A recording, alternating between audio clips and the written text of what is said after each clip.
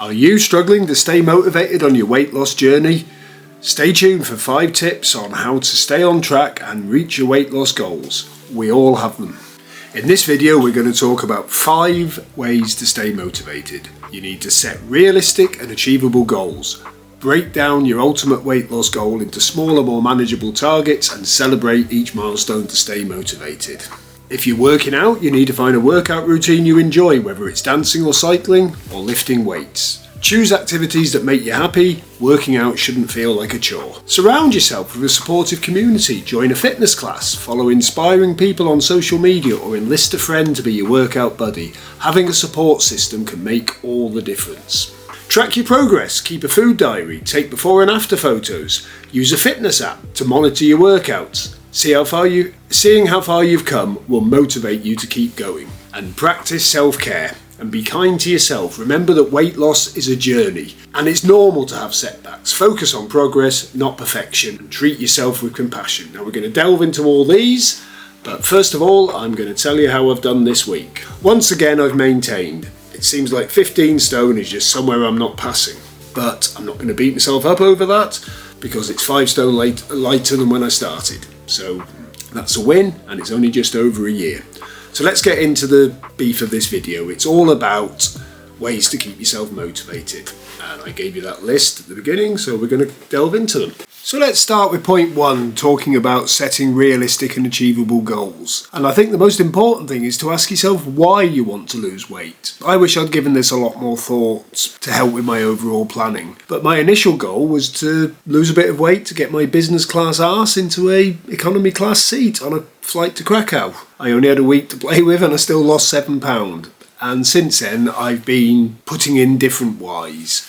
I think if I'd had an overall game plan, it might have been easier. But I think throughout the journey, and those of you who've been watching know I've been on this journey for over a year, my main goal has been to remain in a calorie deficit, because ultimately that's what works for weight loss. And you can make that quite motivating. I constantly track my calories, so I like to feel satisfied with food and still stay within the target. So that becomes a motivation to whip up what you can to achieve it. And the beauty of making that only a weekly goal is that if you fail, you've only lost 1 week. And if you win, it's a win. Now the thing is, if you fail 10 weeks of the year, that's not great, but it's still 75% of the time you're winning. And when you're winning, you're losing weight. There's your motivation. But the beauty is, because that goal resets every week, you can afford to fail, which makes it achievable. Kicking in with the advice of keeping it realistic and achievable. Obviously you don't want to fail, but at least when you do, you haven't lost much. And let me let you in on a secret. To gain any weight, you need to overconsume by 3,500 calories over a week, roughly. That's a shitload of food. So minor failures really don't throw anything off. So if your motivation takes a hit because you've had a bad day, cancel it out with a good day. Yeah, your week may not change, but at least you haven't slipped off, therefore you're keeping your motivation. Tip number 2 is to find a workout routine you enjoy, whether it's dancing, cycling, lifting weights, walking, swimming, whatever. Now, I bet you're surprised to see me throwing this one on, because I always bang on about it's not about exercise, it's about calorie deficit. And I'm right, it is. But the first point I'm going to make is you do not exercise to lose weight. That's, in extreme cases, yeah, you burn 1,000 calories, you will lose some weight. But the problem is you'll come out of it feeling hungry and you may overeat. So the main benefit of exercise is to improve your general well-being, your general health. Cardio is good for your heart. Weight and strength training is great for your strength, funnily enough. That's why it's called strength training. And that's the thing I'm currently focusing on, is improving my strength. You may not enjoy exercise. I, until very recently, have thoroughly hated it. But if you find one you enjoy, that also comes into a later point, self-care. If you do currently exercise and you're not happy with your weight, just think how much easier it's going to be when you've lost a bit of weight. So this is where getting a workout routine you enjoy comes in. That workout routine can just be going for a run around with the kids. That's going to get easier if you lose weight. This ticks into point 1, where you're defining your why. So Exercise is important, but it's not the end of the world. And the most important thing is that you enjoy it. And here's another tip. Surround yourself with a supportive community. Now that's easier said than done. A lot of people think they can find these in slimming clubs, and I've been there, I've tried it. And to be honest, it's only supportive one night a week. Rather than specifically looking for your tribe, try only talking about your journey with people that are supportive. There'll be lots of people, usually at work, usually people that slightly envy you, that will tell you don't need to lose weight.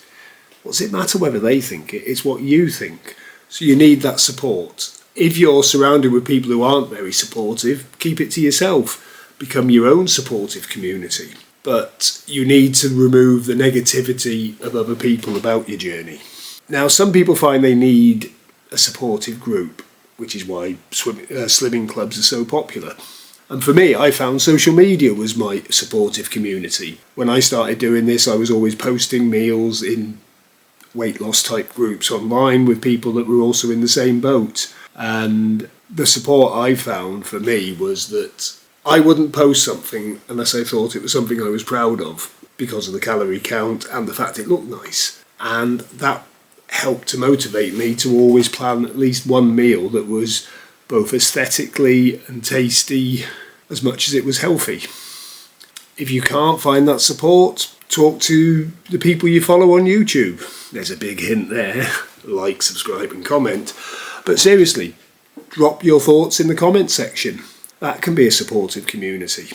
And because I'm such a big player in this, I actually have so much time spare to be able to answer your comments. But other people will comment. And in time, we open the conversation and we talk more to each other. That can be your supportive community.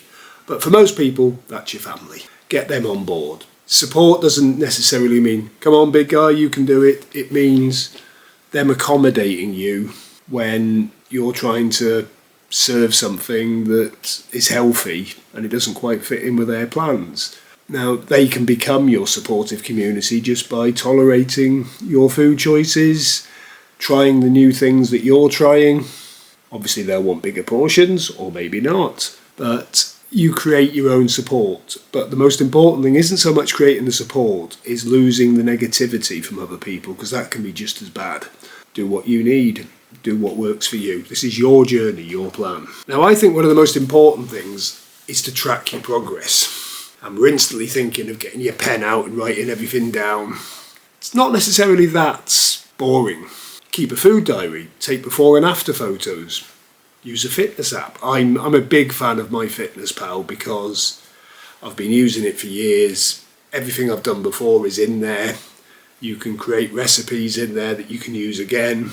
And you can also log your exercise. I personally don't log my exercise because I don't want MyFitnessPal giving me reasons that I can eat again. So I don't put it in because it always overestimates the amount of calories that you've burnt and then tells you you've got them available again. It doesn't work like that. But really, the only equipment you need, set of bathroom scales to track your weight. That's a bit obvious. But don't over-obsess on this. I weigh once a week on a Wednesday. Some people weigh daily and take an average for the week. It is only an indicator of how you're doing. An app, as I said, MyFitnessPal, or maybe a pen and paper, whatever works. In order to achieve the deficit and know you're in a deficit, you need to know what you've eaten. You need to know if it's close. And this is one of the things that I found hard, is once I've got close to where I need to be, which is where I think I am at the moment, is the need to track. Now, I have to remind myself that the need to track is still there, otherwise I'll do what I've done 6 times before, put it all back on. Don't want to do that. Another thing is a tape measure. Measure your waist, measure your vitals. Or keep hold of a pair of jeans that you thought you'd never fit into.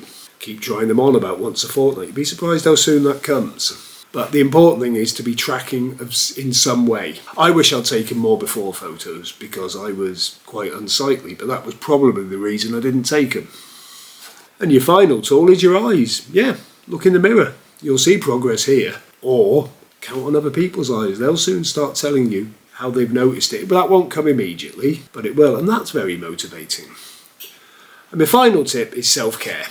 Really important. It's really important for you to remember that this isn't going to happen overnight. It's a journey, and it's normal to have setbacks. You need to focus on your progress. Now, self-care can be as simple as just doing things that you enjoy. Now, you can save them up as little rewards for if I've been good, and I don't like using the term good, but if I've achieved some of my goals, I can allow myself to go out for a nice dinner in that restaurant I've always wanted to try. A friend of mine puts £1 in a jar every day that he's happy with his results, and then puts it towards a holiday or a night out or whatever. There's all sorts of things you can do, but I'm not one of these people that's into sitting in a bath with candles, but if that works for you, do it. It's relaxing. But it can be the tiniest little things. At some point you'll have brought new clothes. You're going out, you're going to work, put them on. If they make you feel good, that's self-care. You could go for a spa day, but not everybody can manage that. So instead, do the candles round the bath and the nice music. You know, it's self-care. Just downtime, good book, watch a film, get a nice bowl of refreshing food, and if it makes you feel good, that's self-care.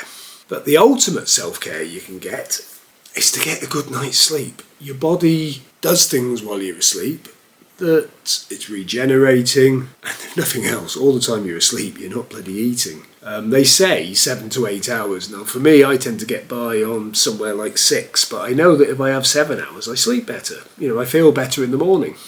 The one tip from that is to try going screen-free for half an hour before you intend to go to bed. Now I know that's not easy. I virtually live on my bloody phone, and I take it to bed and I look at it. But on the nights that I do make the effort to put it down and stop doing what I'm doing half an hour before I plan to sleep, I sleep better and sooner.